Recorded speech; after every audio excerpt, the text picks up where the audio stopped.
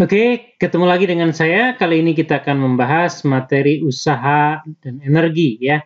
Pada bagian yang ini kita akan khusus membahas usaha oleh gaya yang tetap ya. Jadi F-nya itu bernilai konstan, bernilai juga berarah yang tetap ya. Nah, kita batasi ya, maksudnya kita batasi untuk gaya yang konstan saja ya.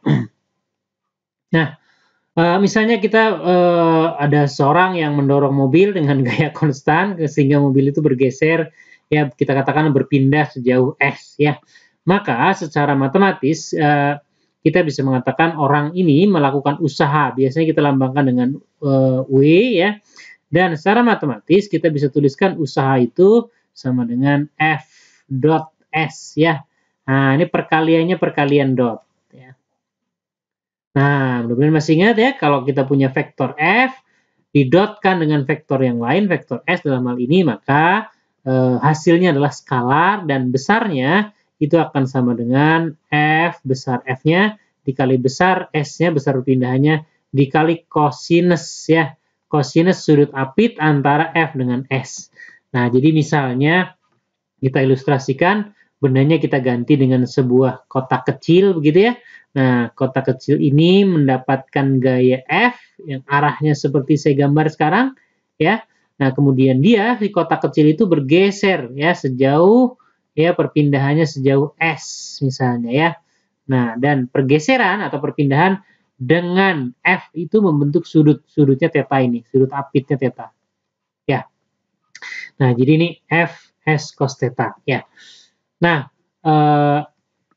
dilihat dari dimensinya usaha berarti kita punya dimensi gaya dikali dengan dimensi perpindahan atau panjang ya, dimensi panjang. Cos nggak punya dimensi, jadi satuan usaha jadinya sama dengan Newton. Newton itu satuan gaya, kemudian dikali meter, satuannya si S ya. Dan Newton meter inilah pada usaha itu kita kenal dengan istilah dengan nama Joule ya. Nama Joule ya. Kalau disingkat bisa kita tuliskan dengan huruf J kapital ya. Nah, itu usaha oleh gaya konstan. Nah, untuk lebih jelasnya nanti kita akan berikan beberapa contoh soal ya. Nah, ini contoh soal pertama, sebuah benda 10 kg ditarik dengan gaya F 100 Newton sehingga benda berpindah ke kanan sejauh 2,5 meter seperti pada gambar di bawah ini. Nah, kita lihat pada gambar ada gaya F disebutkan besarnya 100 Newton, kemudian ada perpindahan benda 2,5 meter. Nah, kemudian antara F dengan S membentuk sudut. Nah, di sini sudutnya 53 derajat ya. Nah, jadi langsung saja saya kira mudah ya usahanya sama dengan besar F-nya ada, besar S-nya ada, kemudian kosinus theta ya. Kosinus berapa tadi? 53 derajat ya.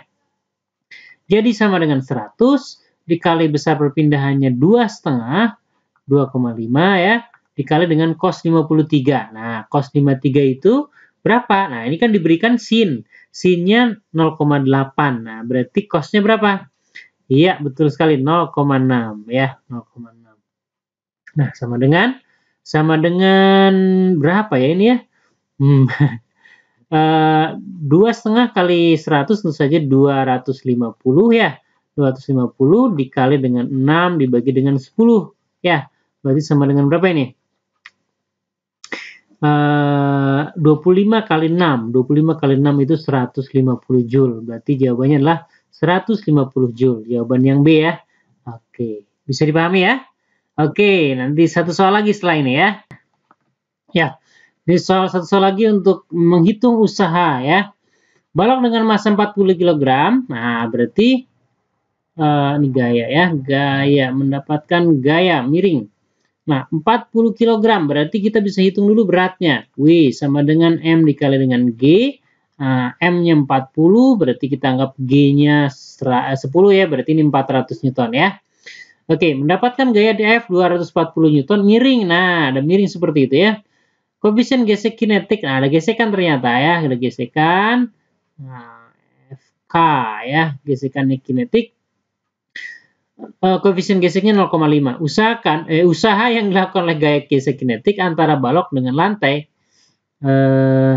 jika balok bergeser 1 meter ya. Nah, jadi perhatikan kita perlu hitung dulu gaya geseknya ya. Nah, pergeserannya sudah diketahui, S-nya adalah 1 meter, ini S-nya 1 meter ya. Nah, caranya untuk menentukan gaya gesek, pertama kalian tentukan dulu gaya normal ya. Nah, sebelum menentukan gaya normal tentu langkahnya kita proyeksikan dulu F yang miring gitu ya. Nah, yang diapit sudut selalu ingat-ingat F dikali dengan cos ya, cos 30 ya. Oke, ini sama dengan berapa ini? F-nya 240 dikali cosinus 30 itu setengah akar 3 ya. Jadi F-nya adalah 120 akar 3 Newton ya.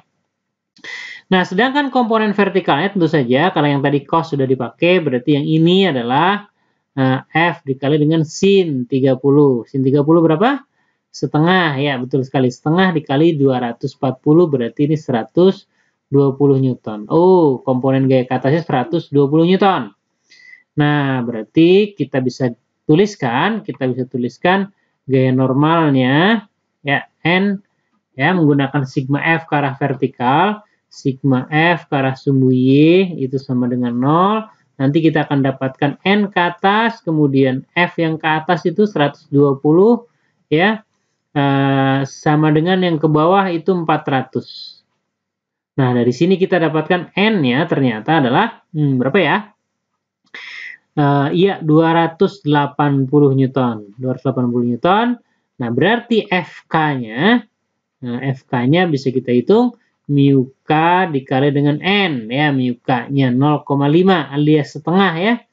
Setengah dikali 280 berarti gaya geseknya adalah 140 Newton. Nah, itu baru gaya gesek. Yang ditanyakan apa? Usaha. Usaha ingat Fs cos berarti Fk dikali S. Perhatikan baik-baik. F-nya itu ke kanan, maaf, F-nya ke kiri, gesernya ke kanan. Nah, kiri dengan kanan itu sudutnya 180 derajat. Cos 180 derajat berapa? Min 1.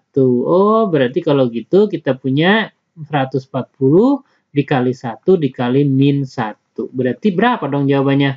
Iya, minus 140 Joule ya. Negatif 140 Joule yang B. Bisa dipahami ya? Oke.